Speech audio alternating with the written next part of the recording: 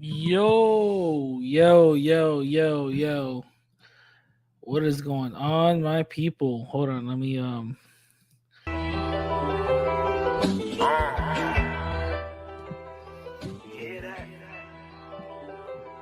there we go. The home of the kiss. Yo. Now what's going on, my people? I'm waiting for one more person. I'm waiting for my sale to come in. You know what I'm saying? Because we definitely gonna rock out right now. A couple of things that we definitely have to talk about. A couple of things that was said that we definitely have to address right quick. You know what I'm saying? But in the meantime, in between time, we're gonna just wait for my sale to come in. But I want to give a shout out to 804, Don Armando, Winnerdale, LA Throne, what's going on? Que lo que, que lo que, que lo que, que lo que, mi gente. Shout out to you. Yo, LA Throne, bro. I saw what you tagged me in on that whole Baltimore thing, that the test grades are the lowest. Yo, I'm definitely gonna make a video on that. I'm gonna see if I can try to get Truth Teacher on it. Shout out to you for letting me for tagging me on that. Definitely shout out to you. I definitely want to talk about that. You know, a little bit more research that I've done. I saw that Baltimore is majority Black American, but also there's some Latinos up in there. So there's some Latinos sprinkled into Baltimore and all that. But definitely, I'm gonna definitely talk about that. And I think this is my sale. My sale, what's going on, bro? What's up, brother? How you doing, man? Yo, what up? What up? What up? Can you hear the music? Okay, is it bothering you? If not, I can turn it off. I don't hear any music. Oh, okay, then forget it. It's all good. All right, what's going on, bro? Thank you for coming in, and I really structured this whole episode, around you. What's going on, dude? How you been? Good, bro. How are you? Are we on YouTube or are we on Rumble? We are on everything right now, and then later on, I'll take it off a Rumble. But this is what I'm gonna do. If YouTube takes it down, I could care less because it's gonna be on Rumble. So you could basically say what you want to say, bro. Okay, cool. Say what you want to say. It doesn't really matter because I'm going to later on I'm going to just clip this whole YouTube thing, and I'm just gonna put it on Rumble anyway. So yeah, say what you want. All right. So where are we gonna start? Yeah. So first of all, this let me just say real quick. We're gonna do a couple of breakdowns on Tariq, Nasheed, and FBA's recent L's that they took, and we're just gonna basically break down FBA and its foolishness, right? Okay. Before we get into that, I want to just basically say again, FBA is not all Black Americans, and all Black Americans are not FBA. I want to say It's that an ideology. It's an an ideology. ideology. It's an ideology. FBA is not a lineage. It's a cult, and It's something that this guy literally invented. He pulled it out his ass. yeah, he just basically invented this shit. So that's basically what it is. Let's keep it at 1,000. I could care less what people say. Well, it is an ideology, so you're going against Black American. No, No. FBA is not Black American, because if this was a lineage, if this was a real lineage, people wouldn't be getting kicked out of their own lineage. No, you can't. And you can't trademark. You can't fucking trademark a lineage. Exactly, and you're trademarking a lineage. Get the fuck up out of here. So, with that disclaimer out the way for the slow people, for the slow people in the back, right? I'm gonna go down to Twitter real quick, and I want you, first of all, I want you to read something. I don't think. Let me just put this up real quick so you can see it on the screen.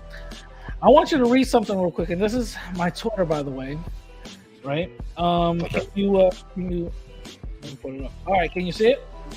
I can see it. I can't really read it, but I can see it. Okay, let me just read it right quick. So this person, right? Yep. Marcus. Yeah, no, this person on Twitter, the average Black American, right? Okay. Pretty much put on his thing about Tariq Nasheed Hmm. when he so-called slept to Harkabing. And he's basically saying this is particularly why Pan-Africanism and support of other outside of our community typically works against us. These types of bad faith, disingenuous statements are typical of non-foundational Black American haters. We know all of Tariq's enemies target him first and then take L's 100%, right? Hmm. So I said, so how come Tariq didn't win the court case? FBA took a L. That's basically what I said, right? Right. So then he responds and says, what court case? Question mark. I know less about the court case than you guys do. Not only that, I wasn't there. How did all foundational Black Americans take an L? You tethers. We also know that tethers is a derogatory term. You It's a term that he invented, so Yeah. I don't really take that shit seriously. Well, I take it seriously, so it is. Okay. You tethers base your victories on the white man's opinion against FBAs. This is why we call you out. Now you're stalking us, and I just responded to this real quick to say Tariq had 2 court cases that he lost in. Secondly, your leader that coined the term FBA, which you adopt, took an L by losing twice. Lastly, the hypocrisy of you saying white man's opinion when y'all regurgitate white supremacist talking points to other Black people. Hashtag Good. FBA hate group. Yep. That's what I said. Mm-hmm. Now, this is recently. I probably got 10 views on that joint. But let's break down real quick, Marcel, because I know you got a lot to say on FBA's ideology. No, I'm actually gonna leave that. I'm gonna leave this Twitter thing up. You got a lot to say on FBA's ideology. What's going on? What do you think on FBA? Because I think that you're a white supremacist hate group. Oh, whatever this guy's real name is, if it's Marcus Sanders, Marcus Vincent Thomas, aka Tariq Nasheed, aka Taquito Negro, which is his new moniker, Okay. he has fallen to white supremacy. It is undeniable at this point that, in my opinion, based on how he's been acting and what he's been saying, that there are people behind the scenes that are controlling him. There is no way a person with half a fucking brain could actually believe this shit to be real. He is literally co-opting very far right-wing views commonly held among white supremacists and regurgitating them in blackface. That's what he's doing. This group has nothing to do with pro-blackness. This group has everything to do with pro-Marcus or pro-Tariq.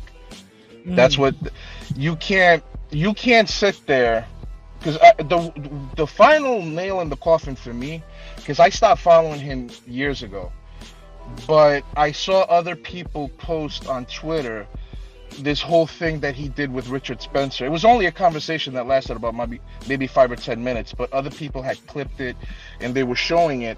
And when I listened to that conversation and I heard the level of respect that Marcus was throwing to Richard Spencer, that's when I figured out, that's when I knew for a fact that this man has fallen under the guidance of white supremacy and is basically using the talking points to further isolate African Americans into believing, not all of them, just the ones who believe in his message, it's a further isolation from the rest of the diaspora. Yeah. That's exactly what's going on. When you're getting to the point that he made money off of telling the Haitian history, did he not? He made a whole documentary about it. He made a whole documentary about it called 1804, right? Which was it was a decent documentary. It wasn't, and my documentary is better. It was a decent documentary. I saw it, and a year and a half later, he's blaming Haitians for the prevalence of HIV among African American communities in this country. Yeah, the So, hypocrisy. The the, hypocrisy. the hypocrisy Yeah. that I see amongst him and his followers is deafening, to be honest with you. It's really noticeable, which is why people like Tariq has been nailing his ass. I mean, he's been obliterating Tariq. I mean, it's not even fucking close, because he's pointing out, not only is he regurgitating white supremacist views, he's quite the colorist. Yeah, he is. He is quite the colorist. He will portray darker skinned women as hood rats and so on and so forth, yet he would portray lighter skinned women as queens and princesses. Yeah. And give me look, hold on. To Yasmin, you make documentary Radical Latino, that's cool. Yeah, I'm still in the process of completing the documentary that I'm still making, but part 1 is on my YouTube channel. It's called Open Wounds. Go to my playlist. Once you go to my channel, go to my playlist and you're gonna see Open Wounds. I have part 1. There's only 16 minutes, but 16. I'm sorry, it's only 16 minutes, and you guys will see part 1 of my documentary. A lot of people, I'm not gonna lie, a lot of people kind of compared it to Hidden Colors, bro. They were like, "Yo, this gives me Hidden Colors vibes." Like, I'm like, "All right, cool." I mean, the format of sitting down with people who actually know what the fuck they're talking about. I've only seen bits and pieces of Hidden Colors, but Hidden Colors shows how hypocritical this man really is. Well, 1804 it was edited the same way as Hidden Right, Colors. yeah, but I mean, what I'm trying to say is he went from a very strong Pan-African foundation into now basically fomenting hate between his followers and the rest of the diaspora. Yeah, and I want to make this very, very clear. African immigrants are not getting anything special over Black Americans. This is something that we have to understand. I'm not even saying if they're getting anything special or not. Look, it's very simple. If you come here and you want to be against African Americans, then go back home. Because regardless, you're going to be lumped in with them. You're not going to have a fucking choice. Same thing with any Caribbeans that come here, or anybody else from the rest of the African diaspora. If you're against African Americans, then get the fuck out. Go back home. Go back home. Facts. Because we're going to get lumped in, whether you like it or not. We're going to get lumped in. Yeah. Now we could sit there and we could infight and all that other bullshit. You understand? But don't think that that's not by design. That is absolutely 100% by design. Of course it's by design. And I think he's perpetuating more hatred and division. But let's be honest, Marcelo, let's be 100% honest. Immigrant groups are not getting nothing special over Black Americans. It's not even that. If there's such a huge fucking problem, why don't they go and protest against their government? Who's bringing these people in? Who's voting Democrats in the large amounts? Let's be honest. It's not even that. This is a country that has been fueled by foreign cheap labor since its inception. This is a country that has forever, okay? The American worker had his heyday, and it didn't even last that long. It lasted, maybe a couple of decades in the mid-20th century? A decade and a half. Yeah, but this country has historically been fueled by foreign labor. Foreign cheap labor. You couldn't really call it 100% free, because even with the enslaved Africans that were forced to come here, they had to be maintained in some way. They weren't getting paid, but they had to be maintained in some way so they could stay alive and procreate and create further generations of enslavement. But this is a country that has historically, even now, you can go into any slaughterhouse, you can go into any farm, you could go into any ranch, and you will have. Right now, at the moment, it's Latin American immigrants doing the fucking dirty work that a lot of people in this country, most people in this country, will not fucking do. It's just a fucking fact. So when I see people adopting, fucking Mexican, motherfucker, if you deport those people, a head of lettuce is going to cost like $30. You realize that the Republicans of this country were the ones who engineered. I mean, we could go all the way back to the 1920s in United Fruit. There wasn't a time when this country did not interfere in Latin America, installing puppet governments to serve their interests. Not only Latin America, but Africa also. And we'll get to that. But if this is such a fucking issue, so it's either one or two things, okay? Either you're going to recognize that you're part of a greater community that has been stepped on and desecrated, or you're going to be a Yankee fucking imperialist. Or you're going to be a Yankee fucking imperialist. It's one of two things. Let me ask you, Marcel, in your opinion, and I think I 1000% agree with everything that you say. Let me ask you, Marcel, why do you think FBA, the individuals who believe in the FBA ideology, are more willing to go after Latinos and Black folks than going after white supremacists who are giving Latinos and Africans these jobs and opportunities? Because it's all by design. This is the way the system works. You know, somebody with this kind of platform, like the way Marcus has his platform, okay, could sit there and call attention to the fact that this country is designed to work in a certain way. It needs cheap labor. What happened when they passed NAFTA? A lot of jobs that were historically held in places like the Rust Belt, all those steel jobs and all these stuff, where did they go to? They go to Mexico. Why? Because you can pay a Mexican citizen, what, 50 cents an hour? Less than that? Less than that. And not pay an American worker whatever a fair wage was at the time, if it was $14 or $15 as a union job, okay, plus union benefits. So you have this undercutting of American economics on the African American community, and nobody wants to talk about that. Nobody wants to talk about the sabotage and the undermining that has gone on for centuries. They don't want to talk about that. No, What they want to do is they want to talk about fucking, because Ubuntu and Paco came to this fucking country and they're fucking working and they're making money. Oh, let's hate on them. It makes no sense.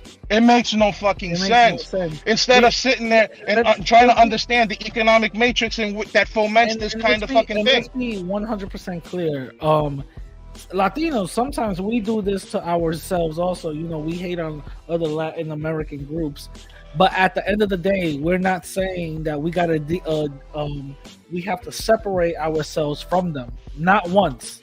Oh, Latino. There's Latinos in this country that have tried that shit, bro. There's a saying that says who have tried, but I'm talking about trying to be a political group of Latinos, and their sole purpose is just to hate on Latin immigrants. I haven't seen that. I haven't seen Asian people do that.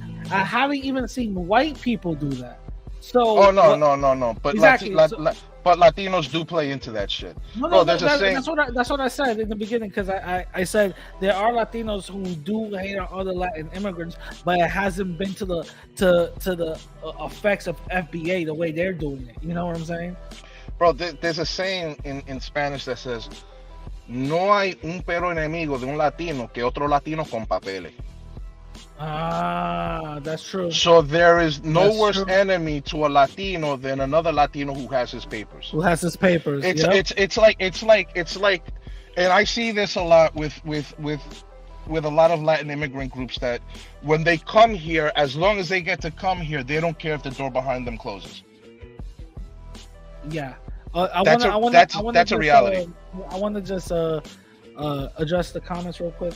Shout out to Kevin C. Kevin C says, how are Black citizens going after Hispanic immigrants? There's no Hispanic citizen protests at the border, at the DC Capitol, or even Congress. Black people can stop immigration even if they wanted to. We're talking about FBAs, and FBAs have gone after Hispanic immigrants, and they have. Kevin C, don't conflate African Americans, your everyday African Americans, with people who believe in FBA ideology. Two separate things. Yeah, they're not the same. Because FBA did go to DC Capitol and have a whole conference over there, and their main point was going against immigration and period. you're right. Black people cannot stop immigration, but they're being very loud about their anti-immigrant point of views. But these are FBAs, not Black Americans. You know what I mean? But Yeah, continue with myself. it's two different things. No, and they're not going to. They're not going to. They're not. They could sit, bro. It's like the right wing, American conservatives, which are almost typically white. They talk a good game about immigration, and I'm not saying that the border should be open. No, there has to be control on the border.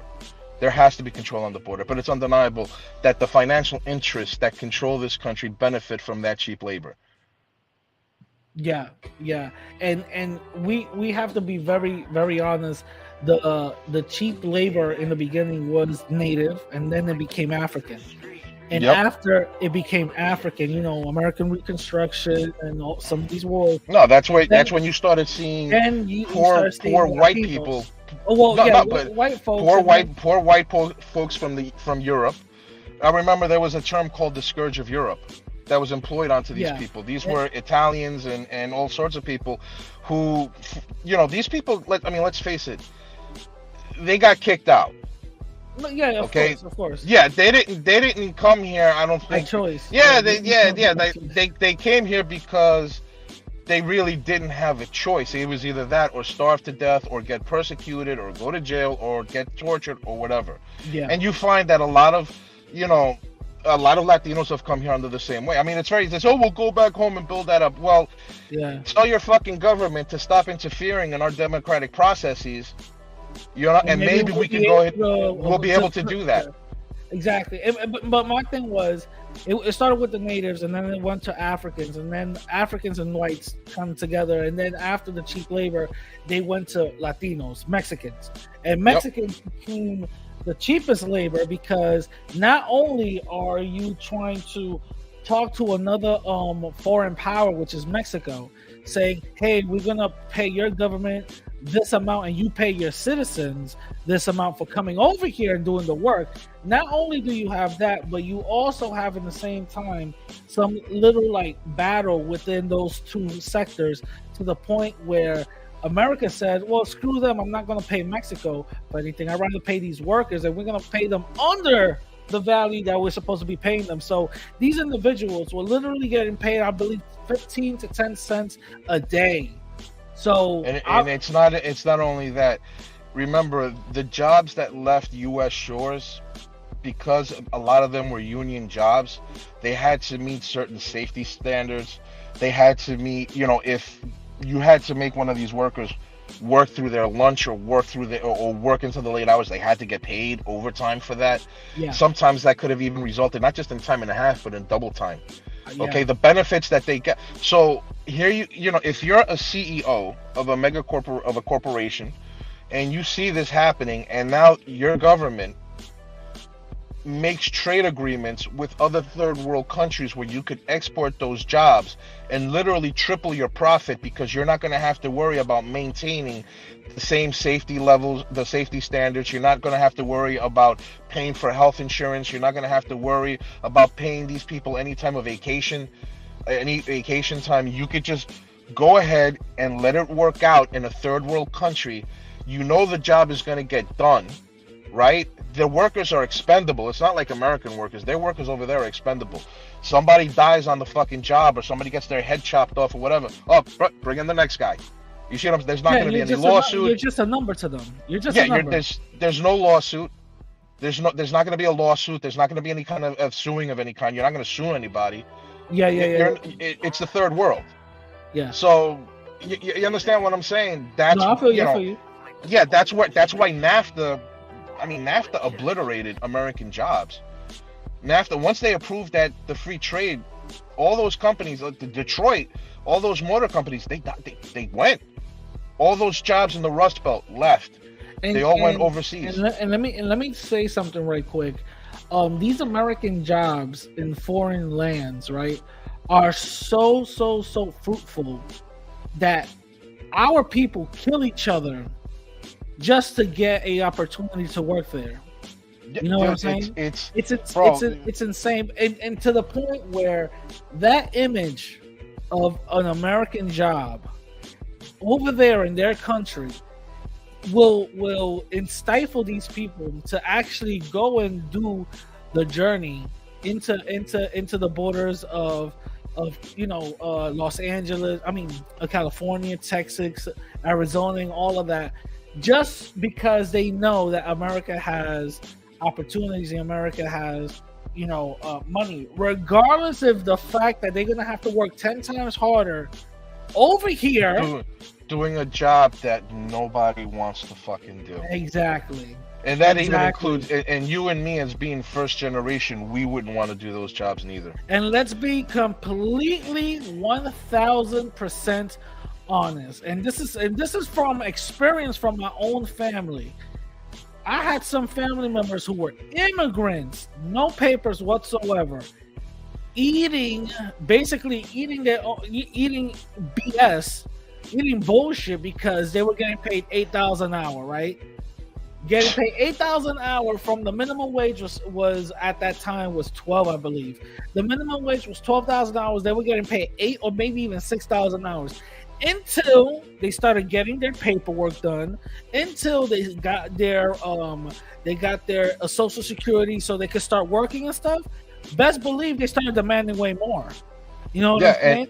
But this goes against the FBA ideology. Oh, you're taking our jobs. Y'all not gonna do these jobs for no American, whether white, black, or assimilated, will do those jobs. Exactly. And my point, and this is furthering my point, when immigrants actually get their working papers, that's when they start demanding more pay. But at that point is that these working papers is not easy to get. Miss the whole little Tariq Nasheed narrative, miss the whole FBA narrative. Once you cross that border, you're not gonna get no help. Let's be 100% clear with that. You're not gonna get no help. The fact that certain states look out for certain immigrants or whatever the case is, that's cool, but that's limited. That's very limited. But go ahead. Because they're not gonna get help in the border states. I mean, what I don't understand is how many. The way Tariq Nasheed makes it seem is like you cross the border automatically, you get a winning lottery ticket. You get your because this is what he says. You get your license, and then automatically you get a 700 credit score, and now you could just buy houses and cars. That's bullshit. That's not. No. That's bullshit. Dude, why do people this guy is tucked away in a wealthy white suburb in a gated community, living among the people he supposedly doesn't want to be with, protected by the very same race soldiers that he supposedly criticizes. He's sitting there all tucked away. He's safe. He's not on the fucking streets. He's no Malcolm X. Okay? He's no Fred Hampton. He's no Huey P. Newton. He's not on the fucking streets. He's not out on fucking streets. You're not going to see him on Slauson and you're not going to see him on Florence and Normandy. He's tucked away in his little fucking community with his half-white wife and his white mother-in-law, and he wants to tell people what's going on? He wants to sit there in his little fucking chair and play revolutionary? When you have way better examples in African-American history who have laid it on the line and paid with their lives. Thanks. And yet you have this fucking fuckhead, you dig,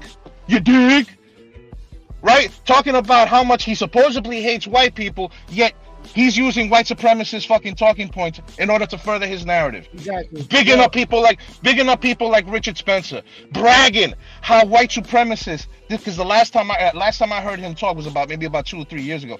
Bragging how white supremacists want to invite him onto their platform so he could talk anti-immigration. Yeah. Yo, for the people, this is my Twitter, by the way. My open wounds, you know what I mean? Undivided, you know what I mean? Yeah, check it out right there. All right, so hold on real quick. I wanna point at something really funny. Wait, this like UFO sites, by the way? Did you check that out? Oh, dude, I think we're being fucking invaded and we don't even know it. The government's trying to keep it. The government's trying to keep that shit on lock. Okay, this is what I wanted to point at. Okay. So Tariq Nasheed goes to court, right? Yeah. Look at his security guard. There's two of them.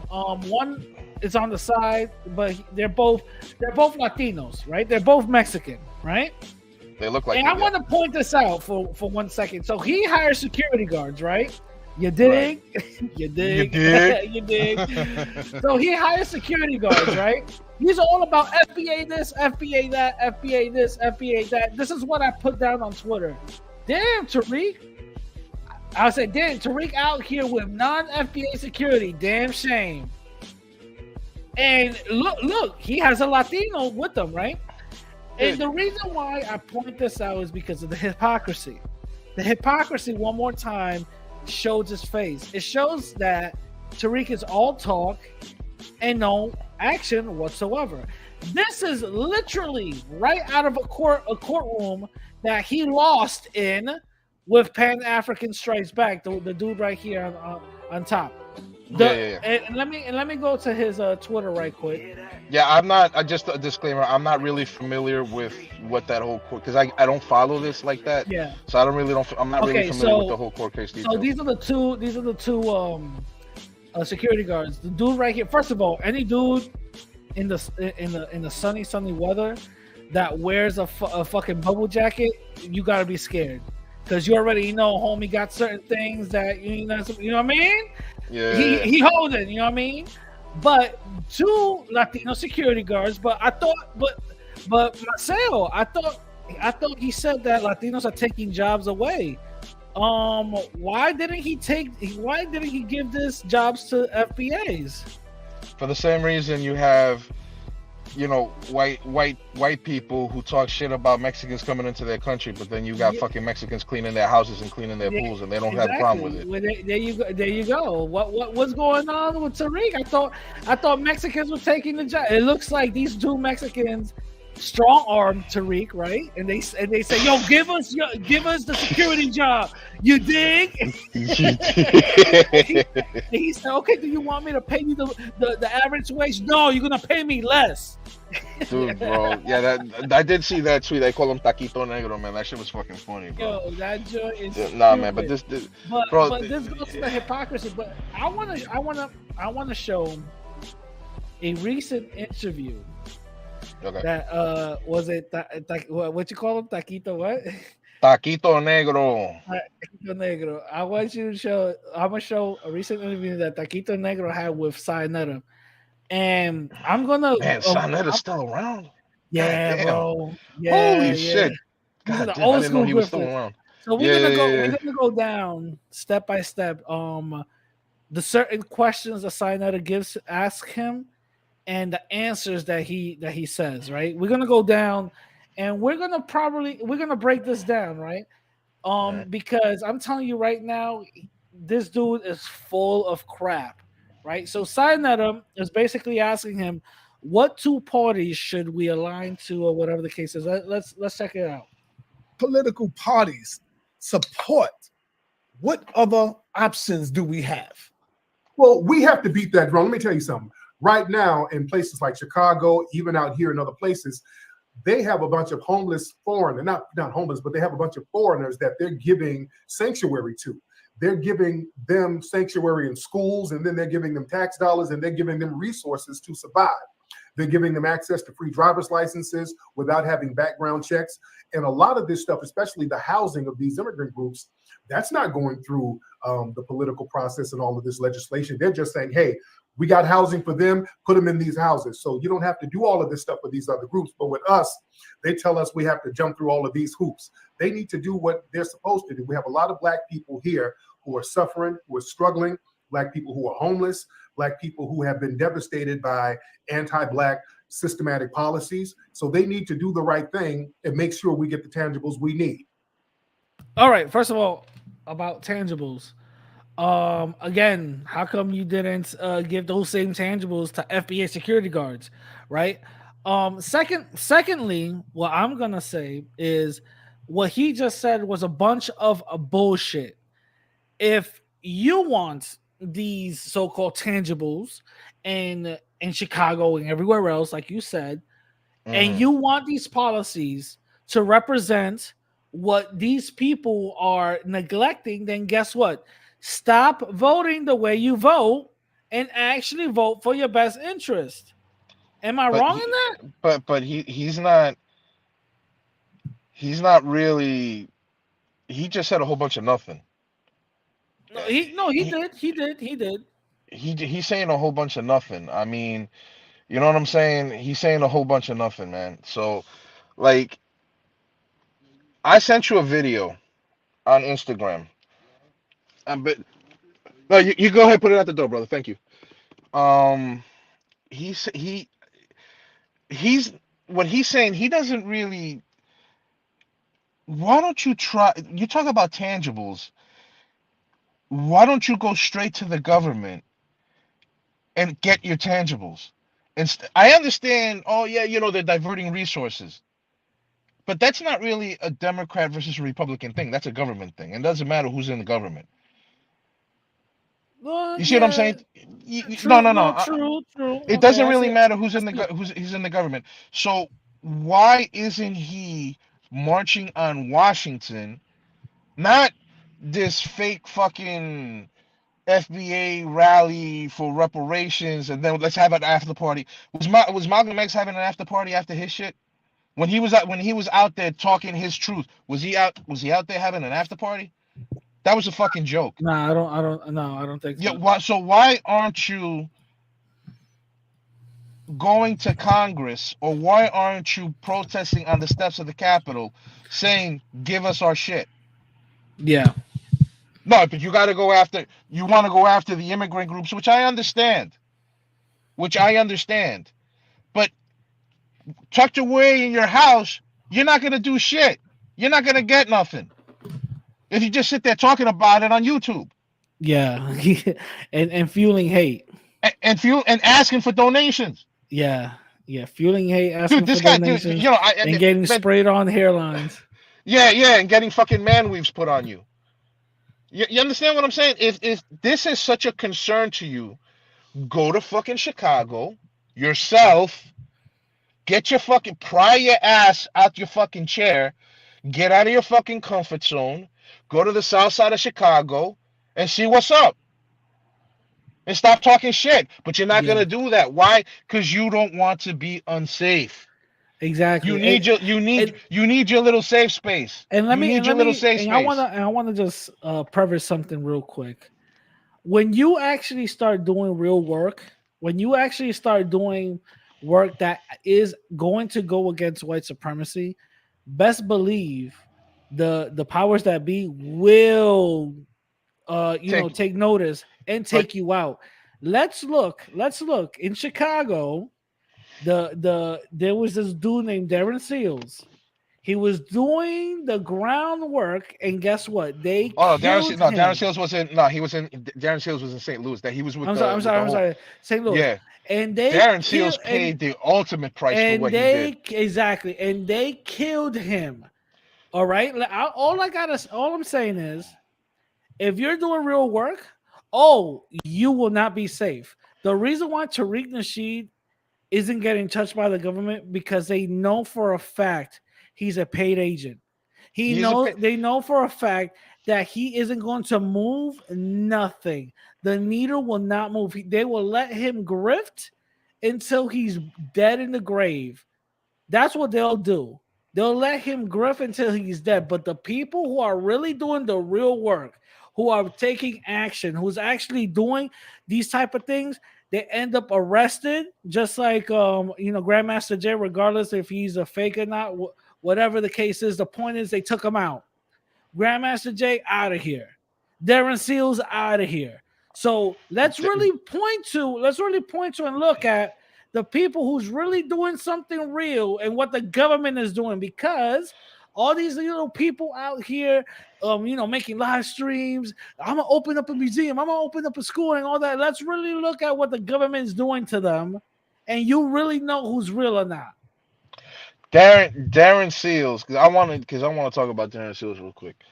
Darren Seals was, in my opinion, a strong black man. He was a strong African American. He was a young brother who got involved in the shooting of Michael Brown in St. Louis.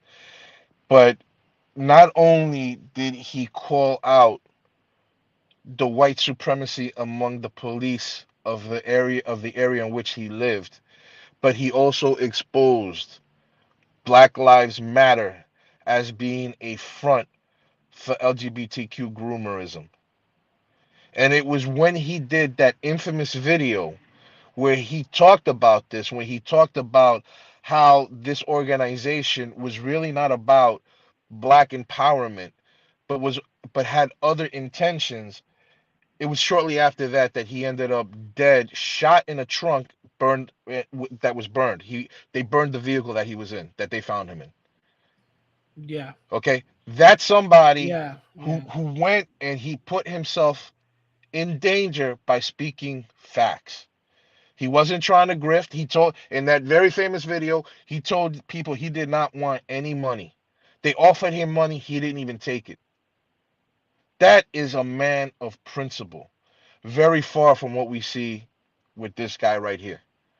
That was a man Yeah. of principle. Now, I'm not saying you got to go out and be a martyr for your cause, but if you still can't see what's going on with this particular individual, with this Tariq guy, with this Marcus, and how he's doing is benefiting off the pain and exploitation of other African Americans in this country, then I don't know what to tell you. I mean, I understand that we live in a time when it's very hard to think for yourself because we're not being taught that. The newer generations are not being taught to think for themselves. They're not being taught critical thinking. We're living in a time where people are becoming overly reliant on having others called influencers think for them. Okay, they're not opening up a book. They're not reading things that could help enlighten them. They're not reading, Introduction to African Civilizations. They're not reading Destruction of African Civilizations. They're not reading anything by John Henry Clark. They're not reading anything by Francis Cress Welsing. No, what they're doing is they're taking the easy route because they're being programmed to do so, to listen Yeah. to some fucking guy on social media talk about taking, regurgitating, and rehashing things that were used historically by white supremacist group against black people in this country. Yeah. Exactly.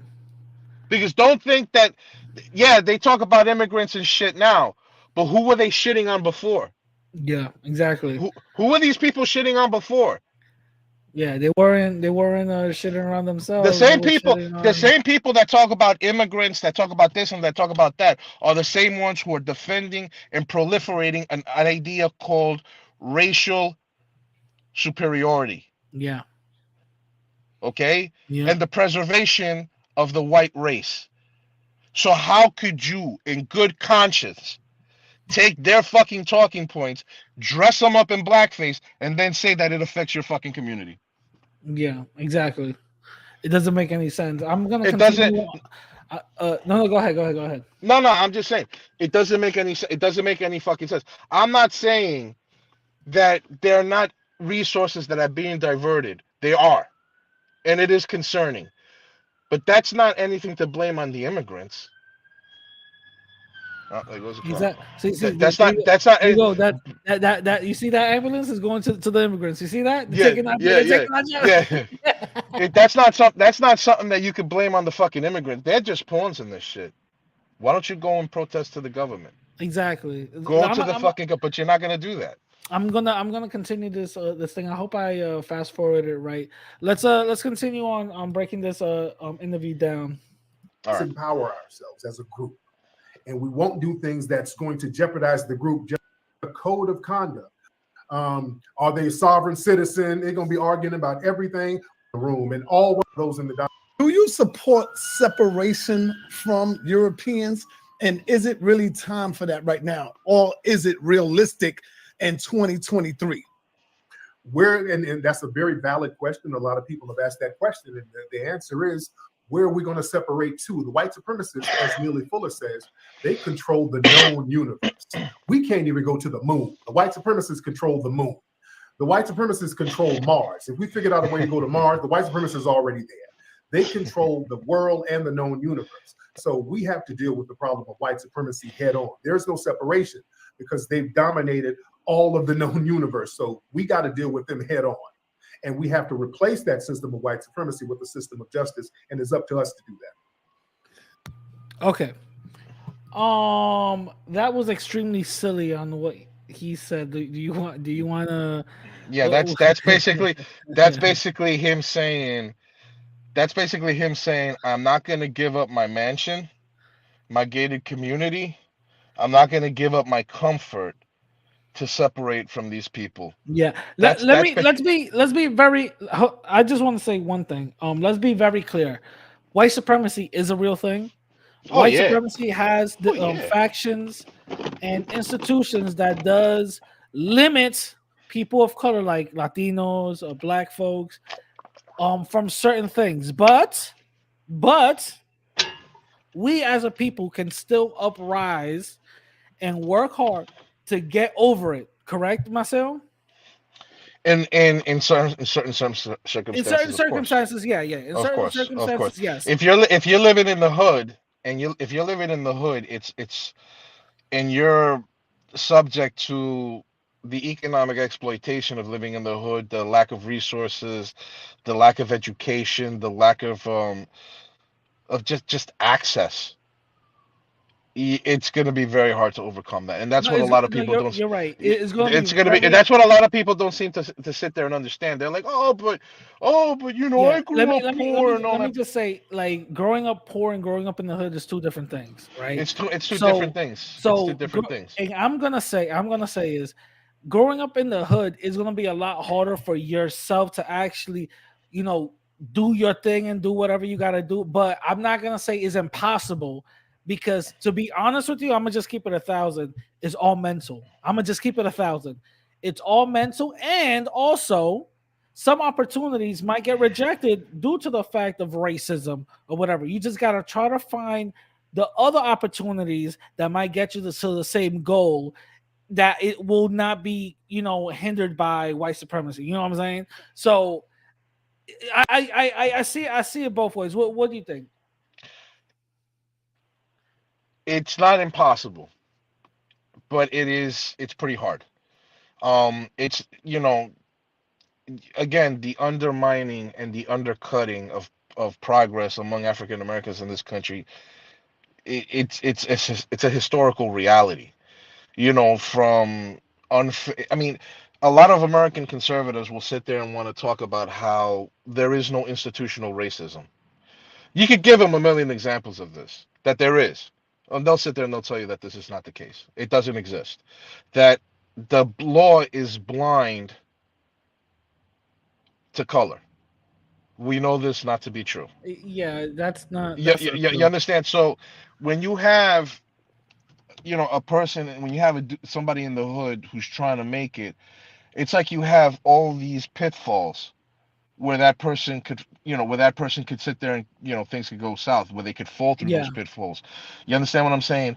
To sit there and to navigate through that, and let's just say that the person has no parental figure, so to speak, that can help them navigate. Now they have to do all that shit on their own. yeah. It's And it's let me very tell fucking you, hard. growing up in the Bronx, there was a lot of pitfalls that I purposely, you know, threw myself in, and there Yep. were some pitfalls that I accidentally, you know, fell in. You know what I'm saying? Yep. There were some pitfalls that my parents took me out of, and Yep. there were some pitfalls that my parents and also my family, which is my cousins, I really owe a lot to my cousin Hector. Shout out to Hector. My cousin Hector made me avoid. Mhm. So I understand the dangers of certain pitfalls. I understand the dangers of certain individuals, even the group, el entorno tuyo, the Yeah. group that you're in, could Right. have a very big influence on certain pitfalls and certain ways and avenues that you will go in life. I am very aware of that. One thing that I say that I took advantage of when the pitfalls happened was me suing the police department. And you know my story about that already. I never really went into details about it, but me Mm-hmm. suing the city was a huge victory and jumpstart for me, because a lot of people who do so will just throw their money away and that's about it. And Right. I was going down that path, but I started to think, what can I do with this to help me out of there, to help me out of here? You know what I mean? Right. To the point where I got my own place. I own my own place. You know what I mean? Mm. A year later, I was trying to figure it out how to even maintain myself. And this is the first time ever thinking about, being self-sufficient, because I had dudes around me who were self-sufficient doing their thing on the side. You know what I'm saying? Right. And I Right. wanted to do that, but I had the money to buy a couple of whatever, you know what I mean? But the thing is, I didn't want to do that. So I'm like, okay, how can I do this legitimately? Guess what? A light bulb came up from my family. What do you like to do the most? What is your passion? My passion at that time still is, but I'm a little less motivated. At that time was to go to the gym, and dude. I was an ex bodybuilder, bro. I was there Yeah. literally doing my thing, and then I said, "Well, my passion is this." An opportunity presented itself. I did what I had to do. Ended up getting dude. All of that ended up happening and ended up making me successful off of one bad night. That one night where the police came knocking at my door. I still remember this day like it was yesterday. Are you so and so? I'm like, yeah. Hey yo, you gotta come with us because there's a warrant out for your arrest. It was a April. I still remember this. It was in April. They handcuff me. They take me down to their little van that is like unmarked. Go to the precinct, talk to the detective. Yeah, this is him, so and so. They call somebody, and the person comes in and IDs me and says, "Yeah, this is the person." Even though the detective know that I was working at that time and I was working for at 42nd Street. The detective had this already because I gave it to him, and he still chose to make me go through the process to the point where I go to court. First of all, I go to the Bronx bookings, all them 3 floors. Anybody who's been to Bronx bookings know what I'm talking about. Where I see the judge, and you know what the judge tells me? Mm. After the state reads the account of what happened of that so-called violent robbery, reads the account, and I'm looking at the state, and I'm looking at them. I'm like, who the hell did this? They pistol whip who? Who did this? You better go get him because it wasn't me. After that, the judge looks at me, says, I'm disgusting, and says, $1,000 bail. I had to sign a restraining order for somebody that I didn't even met, for somebody I didn't even know, Mm-hmm. for somebody that I didn't even do anything to. This person's family was in court crying their eyes out with the person who the victim, all bloody and bruised up, still saying that it was me. Mind you, after they found out that it wasn't, because I was at work at that time, at the same time I was at work, time sheets and everything. I even got fired from my job because of this. Damn. Yeah, yeah. I got fired from my job because of this. The state, we didn't even go to trial, bro. 4 months. No, not even. I'm sorry, 2 months. 2 months go by. 2 months go by. The state gets presented this and they say, yeah, we want to file a dismissal due to lack of evidence. Not because we were wrong, not because of, oh, the person who got ID'd, he messed up. No. Due to lack of evidence. You feel what I'm saying? Yeah, yeah, yeah. So that right then and there, because of that one bad night, even though it was something bad, gave me the opportunity to get something great later on, which was suing the city. Mm-hmm. You know what I'm saying? So because of that, that made me that propelled me into something actually great. So what I'm saying is there was a major pitfall where I could have just said, "Oh well," you know what I mean? But because of good guidance and because of the Lord that I had at that time, was like, "Yo, not for nothing, screw them, sue their boots off." And not for nothing, my lawyer wanted me to sue them because he was going to get a great payday anyway. Yeah, yeah. Well, that just goes without saying. Yeah, of course, right? He even said, "Yeah, do this pro bono for until you get paid." Like, come on, dude, come on now. But either way, I ended up settling that case. The state settled with me. Okay. You know what I'm saying? I should have not done that. I should not have done that because after the lawsuit, I was going to go for criminal charges, but that went out the window. They protected that precinct cop and the detective. You know what I'm saying? Yeah. Well, So that's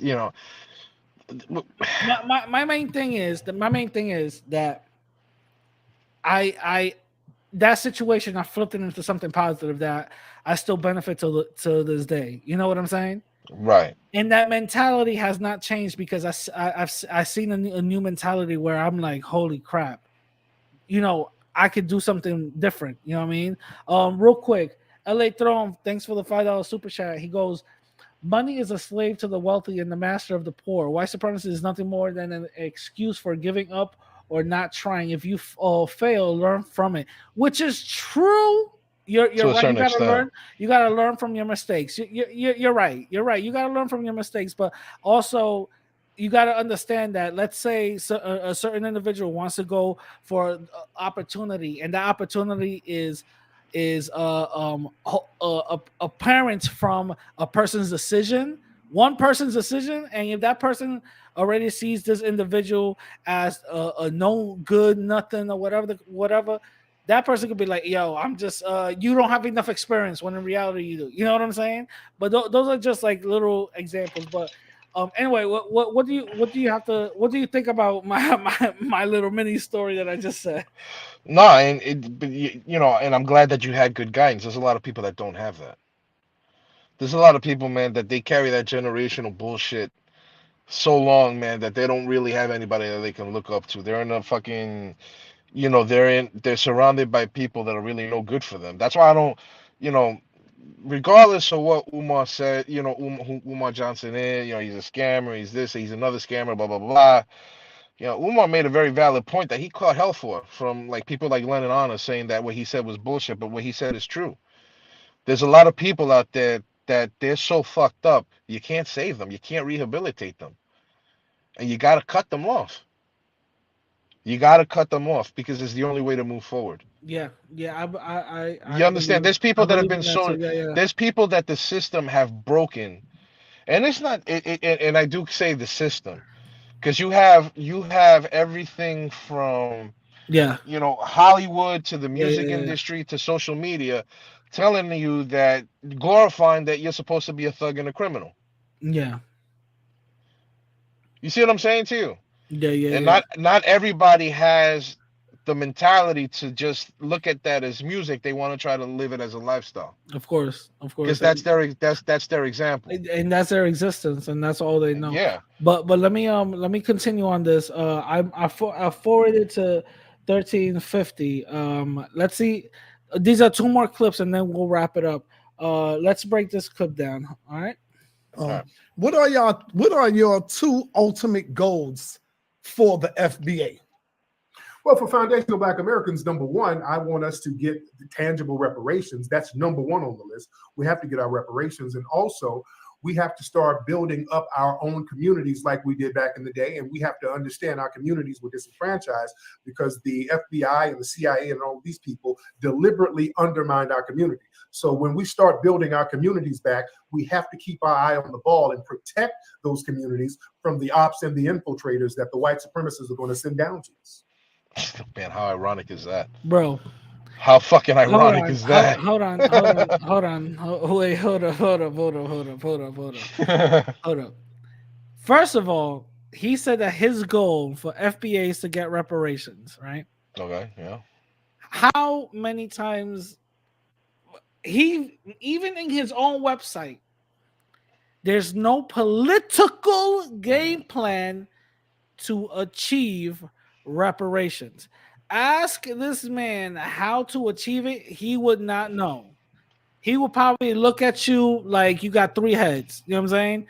This dude does not know. How do he just gave a bunch of word salad? That's basically what he just did just now. And then he talks about protecting the community. Bro, you're hiring non-FBA security.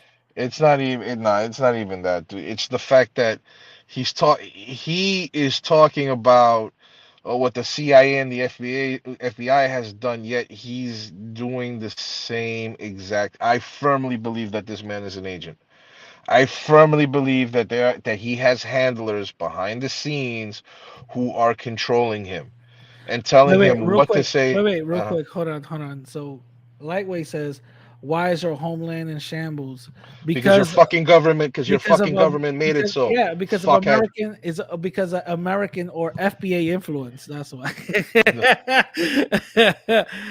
Because Well, you're a fucking government, you Yankee. exactly. It's because of the United States and also because of FBA. That's why.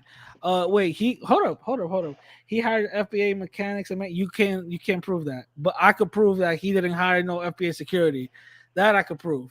But What you anyway, where for the fucking part-time museum slash bar exactly. slash You lounge can't prove that. slash smoothie spot? Real quick. The museum slash clothing shop slash donut shop slash lounge Yeah. slash When I heard that shit slash about the shirt fucking is smoothies, oh no, because we're gonna make smoothies and we're gonna fucking have a bar and a grill and we're gonna have a lounge hold on. and No, this but and this. we're blaming y'all too. Is FBI? Y'all part of the U.S. government, right?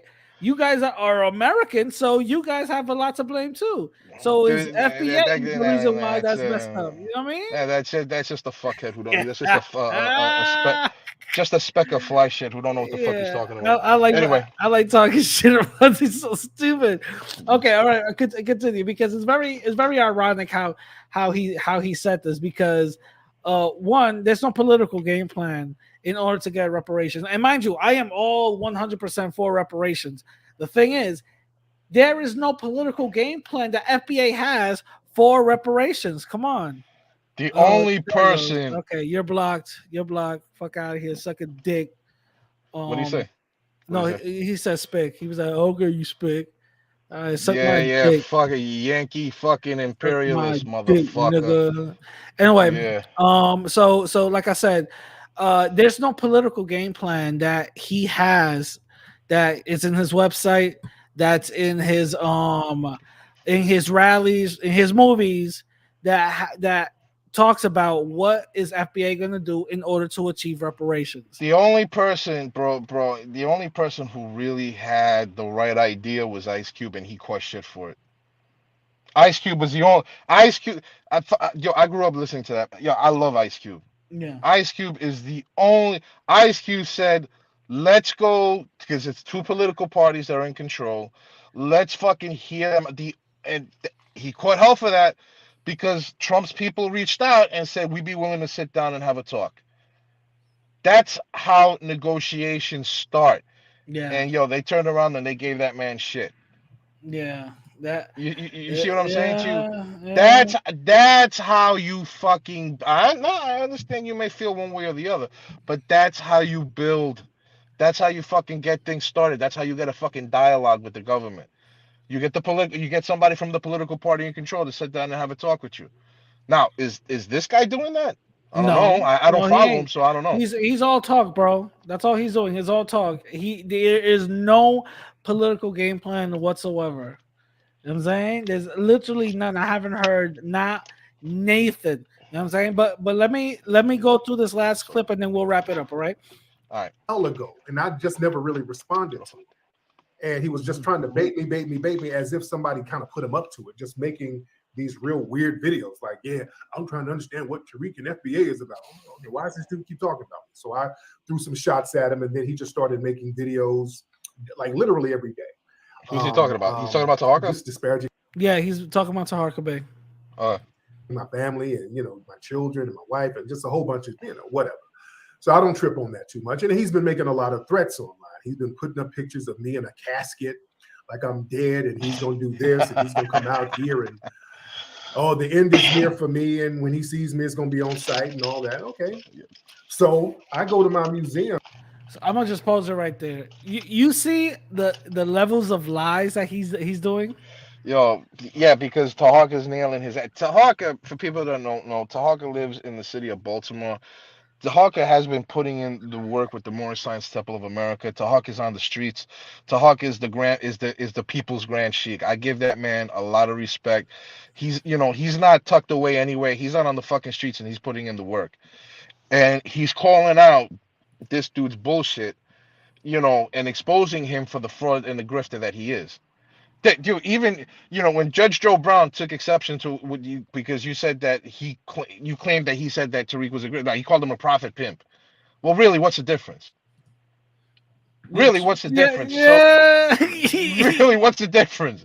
You see what I'm saying to you? You know what? It would be one thing if I don't know, maybe we wouldn't be sitting there having this conversation. Wait, real quick. Hold on. Hold on for 1 second. Let me say something. You see this clip on the side? Yeah. That looks good. Nothing wrong with it right there. Bro, this guy is such a freaking mush mouth. I want some turkey chili, baby. Chili. Turkey chili. I have them. How do I hear you smacking in a damn microphone? What's up, slap dirty? Yeah. You know. Yeah. They do. Oh, juicy mouthed ass nigga. It's not bad at all. That thing's good spit. Yeah. Okay. All right. Okay. I'm done. He's like it's like when Umar starts chewing on a Twizzler. Like, I don't know if you've seen that shit. I saw that shit a while back. People were talking about it. Like, he started off one of his live streams, I think it was on IG, chewing on a Twizzler. And that shit, I don't know, that shit looked kind of suspect. When I started seeing him, I was like, yo, he's sitting there chewing on a Twizzler, and he's like he's doing it really, really fucking loud. Hey, yo. And people people were fucking like they were clipping that shit like, yo, what the fuck is wrong with Umar? Hey, yo. Dude, you know what I'm saying? But yeah, I mean, that's just besides the point. I mean, that's just him being a fool, like, Of course. Yeah, that don't mean shit to me. You know what I'm saying? But that's just because he's a funny cat, bro. He's like one of these people that, is like he's a natural born. He's turned into a bullshit artist. Yeah, and this is what Johnny said. Hold up.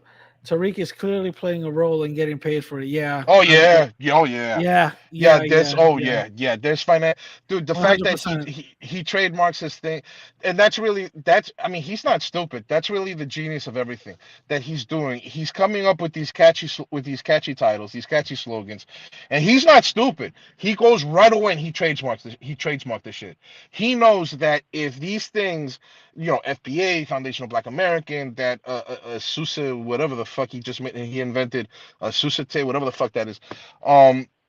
He knows that if enough people buy into this, him being the one that holds the trademark on these slogans and these coin terms, ultimately, if somebody wants to go and make an FBA t-shirt, he could pull their fucking card and he could make them liable to him financially.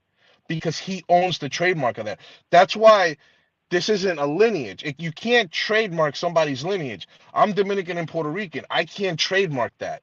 I can't sit there and say I want to trademark the Dominican nationality or the Puerto Rican nationality. I can't do that shit. You see what I'm saying to you? So if you're not seeing the intentions behind this, and this is like merch. He's making merch money off of this. That's all this is. This is a huge grift to fill his pockets. He's not going to fight for reparations. Yeah, He's not going to go and testify before Congress. he's not. I mean, He's not. or maybe he will. Who knows? Maybe he will. And you know what? If he's listening, that'll give you a lot of credibility. So why don't you go, and he lives in California. So it's a state that's controlled by a lot of white leftists who, you know, they have a lot of guilt, right? So manipulate them into giving you a platform. Go to the state capitol in Sacramento. Plead your case. They're already studying reparations, right? California, under Gavin Newsom, they're already talking about reparations for Black Americans. So why don't you go to the state capitol in Sacramento? Why don't you, and you have an audience with Gavin Newsom, and you talk to him and you say, listen, you got to give us our shit, and we're going to take this to all 50 states, and we're going to take this to the federal government. That's how you get shit done. Like Facts. I don't know if he's got the cojones, if he's got the balls to do something like that, to make those kind of moves. Facts. Because you're not gonna get these motherfuckers to cut you a fucking check by sitting in your goddamn gated fucking community talking shit on YouTube, Facts. Facts. asking for Facts. donations. Exactly. Exactly. And that's my issue with this whole thing, is that it's just a big, people don't see it for what it is, or pretending to be blind about it. You know what I mean? Like the fact that you gotta FBA is everything, but yet look at his security. We gotta go get reparations, but there's no plans for reparations. You know what I'm saying? Give me $1 million. I'm gonna build you this museum, and you get a corner store. You know what I mean? Like, dude, like any. First of all, for any group, even white folks, when internet influencers promise one thing and they don't get what they get, they become a hashtag on Twitter to the point where they start suing these individuals. Bro, They start a whole class action lawsuit on these individuals. Tariq never, ever, ever did a museum. This is not a museum where he promised. He promised a 2-story building. You guys got a fucking bodega. It's two different things. And my I've seen white folks go ape shit when Logan Paul promises cryptocurrency and does a pump and dump. They go crazy to the point where they're suing him now. There's a class action lawsuit against Logan Paul right now. oh, I didn't know that shit. Oh yeah, dude. There's freaking YouTube creators who do these little like giveaways or whatever the case is, or give me this money and I'll do this, bro. These people get held accountable. They get lawsuits popping. It's insane. So my thing is the FBA community is the most brain dead, stupid community, low brow, dumb community I've ever even seen. Because no other community will allow the abuse to continue to happen. I'm gonna keep it 1,000. I'm gonna keep it 1,000. His followers are the most brain dead individuals. Dude, what I don't understand is we talked about this before behind the scenes. There's a sitting U.S. Senator, Tommy Tuberville of Alabama, Republican, who a couple of months ago basically called African Americans thugs and criminals and told them to take their reparations and shove it up their ass. Okay? You had Ben Shapiro. I sent you the video before. You had Ben Shapiro last week. Now, Ben Shapiro is, he's a small hat, but he's very widely listened to in American conservatism because the Daily Wire is probably turning into one of the major outlets of American conservatism right now. And he completely fucking railed against the narrative that black people built this country. He said that that is a foolish narrative and that it's simply not true.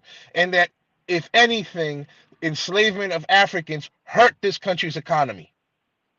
This is what he said. This is Ben Shapiro saying that the South was poor and that the United States did not benefit off the backs of African American servitude and slavery. Yeah. So why won't people like Marcus, why won't Jason Black, aka Black Truth, aka whatever the fuck he's also known as, because it's the same guy, from my understanding.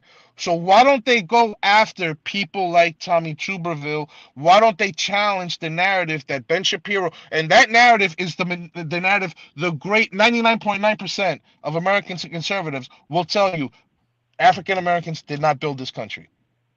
They will tell you. So why don't they go and challenge that? No, they want to come and they want to fight with people like us. Exactly. They want to fight with other people from the rest of the African diaspora. Why don't you go and fight and tell the people who are telling you to your face that you're a thug, that you're a fucking criminal, and that they're not gonna fucking pay you, right? Why don't you go to them and fucking fight them?